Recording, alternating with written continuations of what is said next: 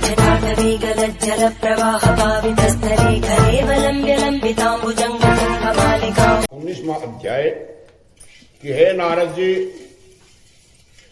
अब आप ये कहिए कि भगवान विष्णु ने वहां जाकर के फिर क्या किया। जलंधर की पत्नी का पतिव्रत धर्म कैसे भ्रष्ट हुआ। तो नारद जी कहने लगे, जलंधर के नगर में जाकर के भगवान विष्णु ने उसकी पतिव्रता स्त्री वृंदा का पतिव्रत भंग करने का विचार किया। उसके नगर में एक उद्यान में जाकर के ठहर गए। रात में उसको अपना स्वप्न दिया कि वो उनकी माया अद्भुत कार्य पद्धति थी। फिर उनकी माया के द्वारा जलंधर की पत्नी पतिव्रता वृंदा ने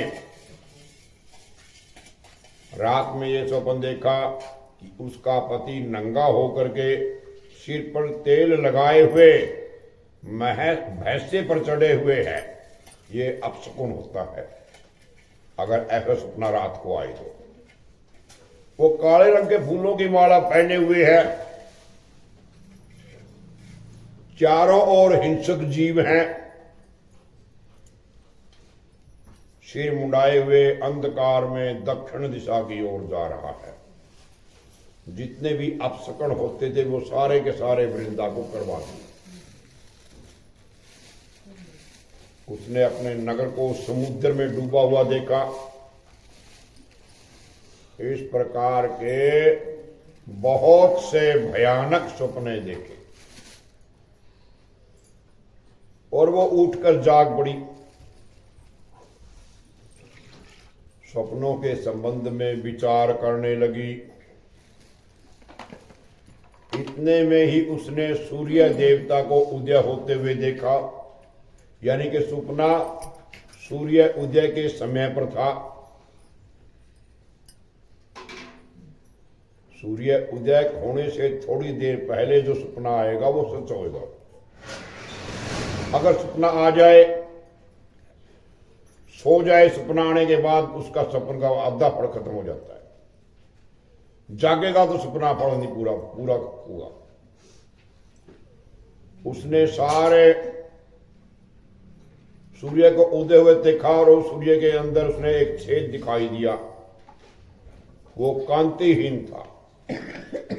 इसे उसने अपना अनिष्ट जान लिया। हाँ, जितनी भी अपशकुन थे वो सब हो गए। अब मेरा कोई बुरा होने वाला है। भयभीत होकर के वृंदा रोने लगी। छज्जे पर गई, अटारी पर चढ़ी, भूमि पर उतरी, मगर उसको कहीं भी शांति प्राप्त नहीं हुई। फिर वो अपनी दो सखियों को साथ देकर के उपवन में बगीचे में गई, परंतु वहां भी उसको चैन नहीं आई। फिर तो वो जंगल में निकल गई, मगर वहां भी उसको चैन नहीं आया। जंगल में उसने सिंह के समान दो भयंकर राक्षसों को देखा, जिससे भयभीत होकर के वो वहां से भागने लगी वृंदा। उसी क्षण वहां पर अपने शिष्यों के साथ एक मौनी तपस्वी आ गए। भयभीत वृंदा उसके गले में हाथ डाल करके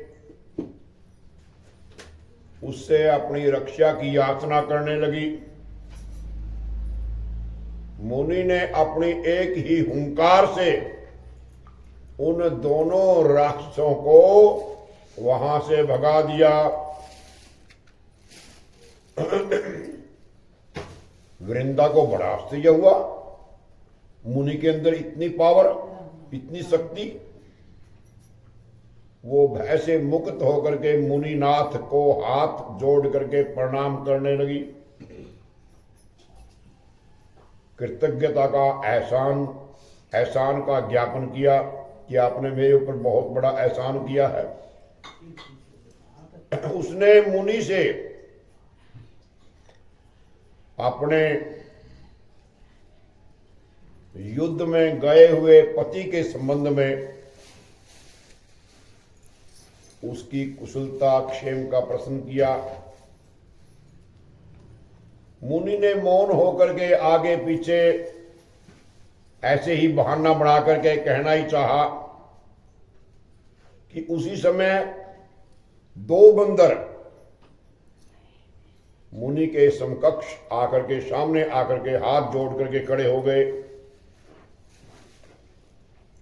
जो ही मुनि ने अपनी भ्रिकुटी का मुंह का संदेश दिया, इशारा किया, त्यों ही वो उड़ करके आकाश में चले गए। फिर जलंधर का सिर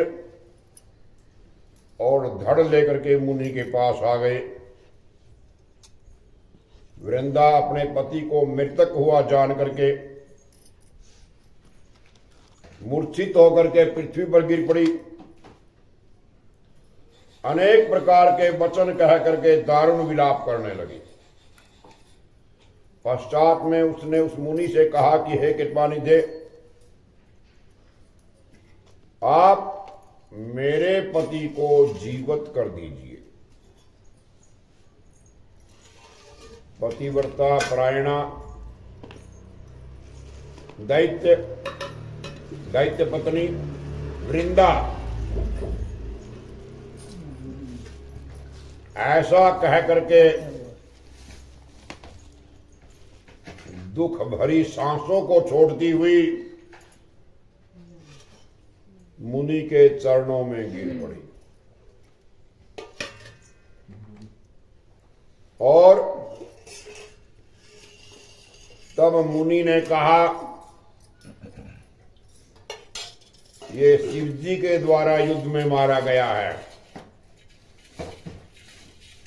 इसको शिव जी ने मारा है। अरे जिसको शिव जी मारेगा वो जीवित नहीं हो सकता, उसको कोई बचा ही नहीं सकता, इसीलिए ये जीवित नहीं हो सकता। क्योंकि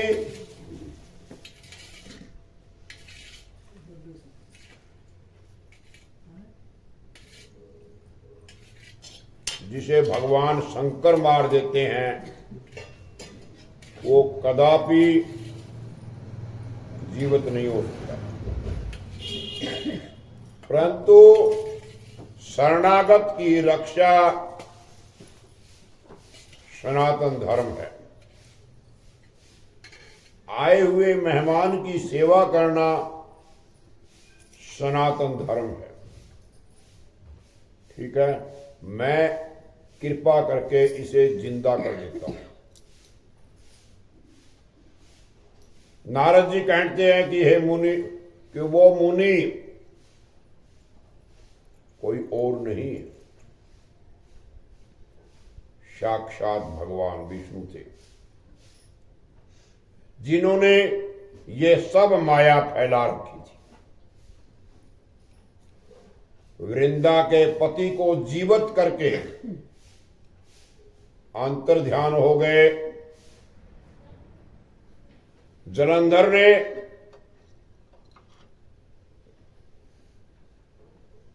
उठ करके वृंदा का आलिंगन किया और उसका मुख चूमा। वृंदा भी पति को जीवित देख करके अत्यंत खुशी हुई। अब तक की हुई बातें, सब बातों को सपना ही समझोगे, सपना ही खाए दो, कुछ नहीं हुआ मेरे हाथ में। पश्चात में वृंदा भी काम के वशीभूत हो गई। काम के वशीभूत होकर के बहुत दिनों तक उसी जंगल में अपने पति के साथ विहार करती रही। बस फिर एक दिन ऐसा आया, उसने सूरत एवं संभोग काल के अंत में भगवान विष्णु को पहचान लिया। अतः वो भी उन्हें ताड़ित करती हुई बोली, हे पराई स्त्री से गमन करने वाले विष्णु, तुम्हारे सहनशीलता को धिक्कार है। मैंने जान लिया वो मायावी तपस्वी तुम ही थे। राजन, ऐसा कह करके परम क्रुद्ध होकर के पतिव्रता वृंदा ने अपने तेज को प्रकट करते हुए शाप दे दिया, भगवान को ही शाप दे दिया। जो तुमने अपनी माया से दो राक्षस मुझे दिखाए थे, वही दोनों राक्षस किसी समय तुम्हारी भी स्त्री का हरण करेंगे और उनके विरह में दुखी होकर के तुम बांदरों की सहायता से जंगल में भ्रमण करोगे। ये सर्वे सर्वा जो इस समय तुम्हारा चेला बना हुआ है, शिष्य बना हुआ है, ये वहां भी तुम्हारा साथ रहेगा, तुम्हारा साथी बनेगा। ऐसा कहकर के पतिव्रता वृंदा भगवान विष्णु के लाख मना करने पर भी अग्नि में प्रवेश कर गई। ब्रह्मा आदि देवता आकाश से उसका अग्नि में प्रवेश करते हुए देखते रहे। वृंदा के शरीर का तेज श्री पार्वती जी के शरीर में चला गया। आकाश से जय जयकार का शब्द होने लगा। पतिव्रत धर्म के प्रभाव से वृंदा ने मुक्ति प्रदान की। सब देवताओं ने भगवान का जय जयकार किया। श्री कमल ने कर